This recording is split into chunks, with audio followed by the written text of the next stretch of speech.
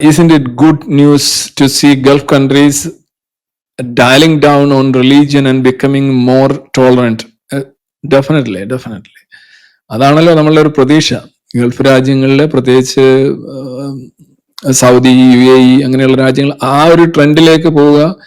Abraham Accord പോലെയുള്ള ഇസ്രായേലുമായിട്ട് അല്ലെ ജൂതരും ഒക്കെ ആയിട്ടുള്ള ബന്ധം കൂടുതൽ ട്രാൻസാക്ഷനിലും ഇന്ററാക്ഷനിലും ആവുക, ഇന്ററാക്ടിങ് ആവുക. അപ്പോ അത് ഞാൻ പറഞ്ഞല്ലോ, ഈ ഒരു കാലഘട്ടത്തിൽ ജൂതരെ ആട്ടി ഓടിക്കുകയും അവരെ പീഡിപ്പിക്കുകയും ഹോളോകോസ്റ്റിന് വരെ അവരെ വിധേയമാക്കുകയും ചെയ്ത ഒരു സമുദായമാണ് ക്രിസ്ത്യാനിറ്റി എന്ന് പറയുന്നത്. ക്രൈസ്റ്റ് കില്ലേഴ്സ് എന്ന് പറഞ്ഞവരെ ആക്ഷേപിച്ചുകൊണ്ടിരുന്ന ഒരു സമുദായമാണ്. അപ്പം അവർക്കിടയിൽ ഉണ്ടായിട്ടുള്ള ഒരു കാലക്രമേണ ഉണ്ടായിട്ടുള്ള ഒരു രമ്യതപ്പെടൽ, ഒരു റെക്കൺസിലിയേഷൻ, അത് ഇസ്ലാമിക രാജ്യങ്ങളും ഇസ്രായേലുമായിട്ടും ജൂതരുമായിട്ടും ഉണ്ടാവുകയാണെന്നുണ്ടെങ്കിൽ നമ്മൾ ഈ ഒരുപാട് മാറ്റം, ഈ ലോകത്തിന്റെ ഗതി തന്നെ മാറും, മനുഷ്യരാശിയുടെ പുരോഗതി തന്നെ മാറും. അതുണ്ടാകുമെന്നാണ് എൻ്റെ പ്രതീക്ഷ.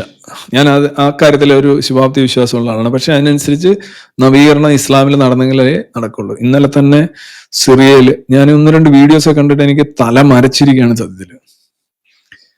ക്രിസ്ത്യാനികളെയും ഈ ഡ്രൂസിനെയും, ഞാൻ ഇന്ന് ഡ്രൂസിനെ കുറിച്ച് പറയണ്ടെന്ന് വെച്ചാണ്, ഡ്രൂസിനെയും അവർ കൊല്ലുന്ന രീതി, അത് ഞാൻ ഇന്ന് കണ്ട ഒരു വീഡിയോയിലാണ്. ഒരു അമേരിക്കൻ സിറ്റിസൺ, അയാൾ വന്നിട്ട് ഒരാഴ്ചയേ ഉള്ളൂ, അയാളെയും വെടിവെച്ച് കൊന്ന് കാറിലിട്ടിരിക്കും. ആദ്യം അവരെ നടത്തിക്കൊണ്ട് പോകുന്നു, എന്നിട്ട് കൊണ്ടുവന്ന് ഒരു കോർണറിൽ കൊണ്ടുവന്നിട്ടിട്ട് ഒരു 10-20 പേരെ ചുറ്റും നിന്ന് തക്ബീർ മുഴക്കിക്കൊണ്ട് വെടിവെച്ച് കൊല്ലുകയാണ്. എന്നിട്ട് അവരുടെ മുഖത്തെ സന്തോഷം ഒന്ന് കാണുന്നു. ഈ വീഡിയോസ് എല്ലാം ഇങ്ങനെ നമ്മൾ ഈ സോഷ്യൽ മീഡിയയിൽ കിടക്കുന്നുണ്ട്, ഈ വീഡിയോസ് ഇങ്ങനെ വന്നുകൊണ്ടേയിരിക്കുകയാണ്. ഇനിയും വീഡിയോസ് പുറത്തു വരും. ഡ്രൂസിന്റെ ഒക്കെ വളരെ മാസ് ആയിട്ടുള്ള കില്ലിംഗ് ആണ്, ജനോസൈഡ് തന്നെയാണ് അവിടെ നടന്നിട്ടുള്ളത്. ലോകത്ത് ആർക്കും അതിനെക്കുറിച്ചൊരു വിഷയമില്ല, ആരും അതിനെക്കുറിച്ച് സംസാരിക്കുന്നില്ല, നമുക്ക് കണ്ടു നിൽക്കാൻ കഴിയാത്ത ഐസിസ് തന്നെയാണ്. ഐസിസ് സിറിയയിലായിരുന്നു, ഇപ്പോൾ ഉള്ളത് ഐസിസ് തന്നെ. ഈ ജുലാനി അല്ലെങ്കിൽ അൽഷാര എന്നൊക്കെ പറയുന്ന ടീം, ഞാൻ നീലക്കുറുക്കനെ പറഞ്ഞോളൂ, അതൊന്നും അല്ല പറയേണ്ടത്. പുള്ളി ഓരോരോ കാര്യങ്ങൾ, ഇപ്പൊ അലവൈറ്റ്സിന്റെ ആയാലും ഡ്രൂസിന്റെ ആയാലും ഈ പറയുന്ന ഒരു കൂട്ടക്കൊലയ്ക്ക് ശേഷം പുള്ളി പറയുന്ന എന്താണ്, ഞാൻ ന്യൂനപക്ഷത്തിന്റെ സംരക്ഷകനാണ്, ഇത് എന്റെ അറിവോടുകൂടിയല്ല, ഇത് ആരാണോ ഇത് ചെയ്ത് അവരെ ഞാൻ ശിക്ഷിക്കും. അപ്പൊ മാർച്ച് മാസത്തിലായിരുന്നു അലവൈറ്റ്സിന്റെ കൂട്ടക്കൊല നടന്നത്. 1700 പേരുടെ മരണത്തിൽ കലാശിച്ചെന്ന് നിങ്ങൾക്ക് അറിയാം.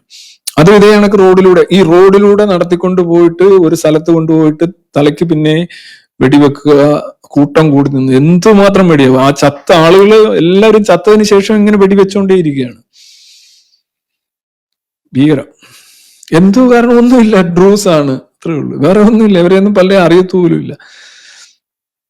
ഗ്രാമങ്ങൾ കൊള്ളയടിക്കുക. യഥാർത്ഥത്തിൽ ഡ്രൂസ് ഇപ്പൊ ഒരു പാഠം പഠിച്ചിട്ടുണ്ട്. അവര് 2 കാരണങ്ങൾ കൊണ്ടാണ് ഈ അവർക്കെതിരെയുള്ള കൂട്ടക്കൊല നിന്നത്.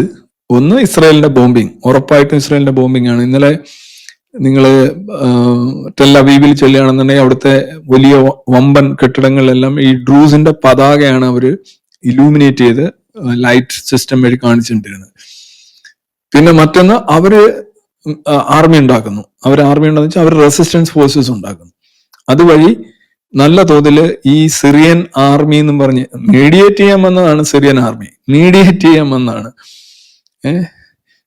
ചെയ്യാൻ വന്നിട്ട് ഈ ബദൂൻ ട്രൈബ്സിനും ഡ്രൂസിനും ഇടയിലുള്ള സംഘർഷം മീഡിയേറ്റ് ചെയ്യാൻ വന്നിട്ട് അണ്ണന്മാരങ്ങ് ശരിക്കും അങ്ങ് തുടങ്ങി ഒരറ്റത്താണ്.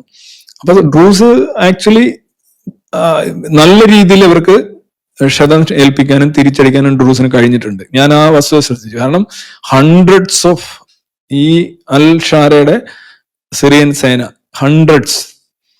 കൊല്ലപ്പെട്ടിട്ടുണ്ട്. അത് അങ്ങനെ മാത്രമേ നിൽക്കുക. ഇസ്രായേൽ എങ്ങനെയാണ് ഈ അറബ് രാജ്യങ്ങളുടെ ഇടയിലേക്ക് ഒറ്റ കീരി, എത്ര പാമ്പ്, ഇത്രയും പാമ്പുകളുടെ ഇടയിൽ ഒരു കീരി നിൽക്കുന്നത് ഒരേ ഒരു രീതിയിലാണ് തിരിച്ചടിക്കുക. അത് അവിടെ വന്നിടം തൊട്ട് അവർ ചെയ്തുകൊണ്ടിരിക്കുന്ന ഒരു കാര്യം, വേറെ ഒരു ലാംഗ്വേജും മനസ്സിലാവാത്ത ഒരു കൂട്ടം മനുഷ്യര്. അപ്പം സ്വാഭാവികമായിട്ട് അവിടെ നിലനിൽക്കണമെങ്കിൽ ഒറ്റ രീതിയേ ഉള്ളൂ, റെസിസ്റ്റ് ചെയ്യുക. ആ റെസിസ്റ്റ് ചെയ്തു കഴിഞ്ഞാൽ പിന്നെ ഇത് ഒരിക്കലും മറുഭാഗത്തു നിന്ന് നിലയ്ക്കുന്നില്ല. ഇപ്പൊ തന്നെ നോക്കൂ, അവിടെ ഒരു മൈനോറിറ്റി ആയിട്ടുള്ള ആൾക്കാർ, അവരെ എവിടെ നിന്നൊക്കെയോ വന്ന് താജിക്കിസ്ഥാനിൽ നിന്നൊക്കെ വരുന്ന ആളുകൾ, ഉസ്ബെക്കിസ്ഥാനിൽ നിന്ന് വരുന്നു. ഒരു ഫത്വ കേട്ട് വന്നതാണ്, ഇവിടെ വന്ന് ഡ്രൂസിനെ കൊന്നു കഴിഞ്ഞാൽ എന്തോ കിട്ടും, ഏതോ ആനമുട്ട കിട്ടും എന്ന് പറയുന്നു. അങ്ങനെ വന്നാൽ കൊല്ലുകയാണ്. ആരാണെന്നൊന്നും അറിയണ്ട. എങ്ങനെ സാധിക്കുന്നു? ഒരു കൊല്ലാൻ ഒരു കാരണം ഉണ്ടാക്കുന്നതിൽ, ഒരു കാരണം നമ്മൾ പറയുന്നതിന് എന്തൊക്കെ ഒരു മര്യാദ വേണ്ടേ? ഇതാണ് ഈ മതം തീർക്കുന്ന നരകങ്ങൾ എന്ന് പറയുന്നത്. സിറിയയിൽ ഇനിയും പ്രശ്നമാണ്. സിറിയയിൽ ഇപ്പൊ കുർദുകളിൽ അവർക്കൊരു ഒരു ഫോഴ്സ് ഉണ്ട്. സാമാന്യം നല്ല ഗെറ്റപ്പുള്ള ഒരു ഫോഴ്സ് തന്നെയാണത്. അവർ കുറെ നേരം ഉർദുഗാന്റെ ടീമിനോടും പിടിച്ചു നിൽക്കുന്നുണ്ട്. അതുപോലെ തന്നെ ഇവിടെ ബാഷർ അസാദിന്റെ ടീമിനോടും പിടിച്ചു നിന്ന ടീമാണ്. അവർക്ക് അമേരിക്കയുടെ കുറെ പിന്തുണയുണ്ടായിരുന്നു. അവരൊക്കെ പറഞ്ഞിരിക്കുന്ന ഉടനെ ഈ അൽഷാരയുടെ HTS ആർമിയിൽ ചേരുക. അപ്പൊ അവര് പറഞ്ഞു ഈ ആർമി അതേപോലെ ഇതിനകത്ത് ഞങ്ങൾ ഒരു ഡിവിഷനാക്കി എടുക്കണമെന്ന്. അത് സമ്മതിക്കില്ല. കാര്യം അത് അമേരിക്ക ഈ എങ്ങനെയെങ്കിലും ഈ അൽഷാരെ ഒന്ന് ഇതാക്കിയിട്ട് അവിടെ മൊത്തത്തിലുള്ള അധികാരം, അതുപോലെ സമ്പത്തിന്റെ മേളിലും മൊത്തത്തിലുള്ള ഒരു നിയന്ത്രണം ഉണ്ടാക്കാനാണ് ശ്രമിച്ചുകൊണ്ടിരിക്കുന്നത്. ഇസ്രായേലിന് ഒട്ടും ഇഷ്ടപ്പെടാത്തൊരു കാര്യമാണ്. പക്ഷെ അമേരിക്കയുടെ ഒരു ഡിക്റ്റേറ്റിന് വിധേയമായിട്ടാണ് അവിടെ മുന്നോട്ട് പോയിക്കൊണ്ടിരിക്കുന്നത്.